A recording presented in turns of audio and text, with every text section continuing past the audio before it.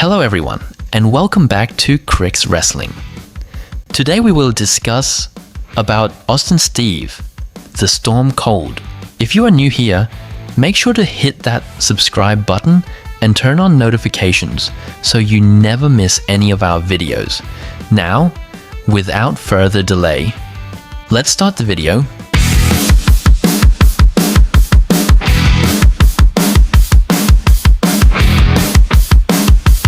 In 1995, a professional wrestling executive made a phone call. A short, cold, dismissive phone call that lasted less than 2 minutes. On the other end of that call was a wrestler he considered unremarkable, unmarketable, not worth investing in. That executive was Eric Bischoff. That wrestler was Steve Austin. And that phone call, the single worst decision in the history of WCW, accidentally created. Steve Austin was born Stephen James Williams on De's most popular professional wrestler who ever lived. November 18th, 1964, in Victoria, Texas. He played college football at the University of North Texas before discovering professional wrestling in the late 1980s. By 1991, he had signed with World Championship Wrestling, performing as Stunning Steve Austin, a technically gifted villain who quickly captured the WCW Television Championship and later the United States Championship. He was good, very good.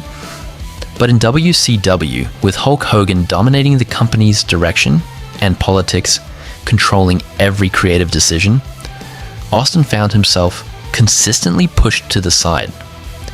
When he suffered a triceps injury on a tour of Japan in 1995, WCW did not wait for him to recover.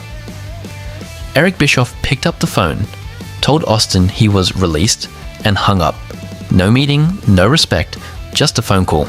Broke and frustrated, Austin was contacted by Paul Heyman of Extreme Championship Wrestling, the same man who had managed him in WCW. Heyman gave Steve Austin a microphone and a platform to cut promos while his body healed. Austin used those ECW appearances to unleash everything he had been holding back. Raw anger, sharp wit, and a voice that could fill any arena. The character of Stone Cold was beginning to form.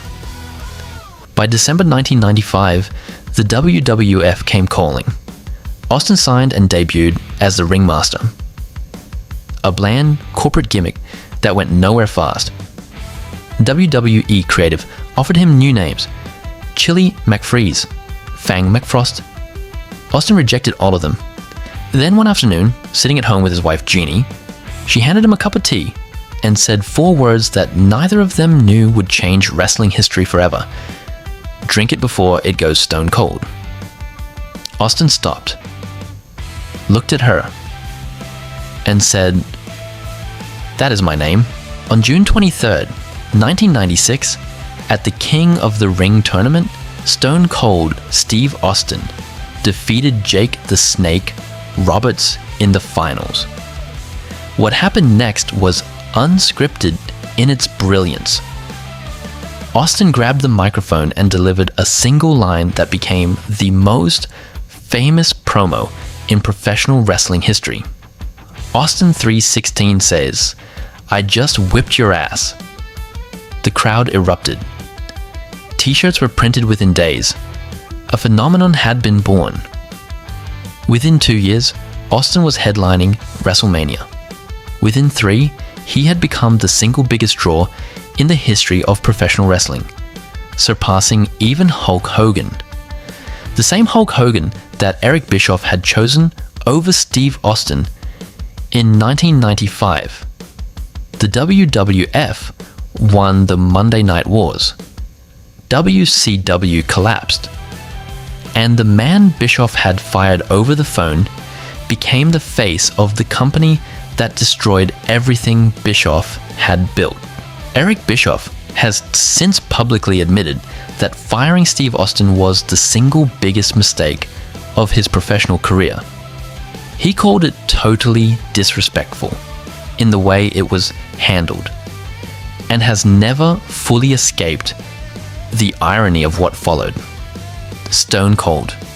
Steve Austin went on to become a 6-time WWF champion, headlined the most successful WrestleMania in history at the time, and was inducted into the WWE Hall of Fame in 2009. He is widely considered the most popular professional wrestler who ever lived, all because one man made a phone call and another man refused to let it be the end of his story.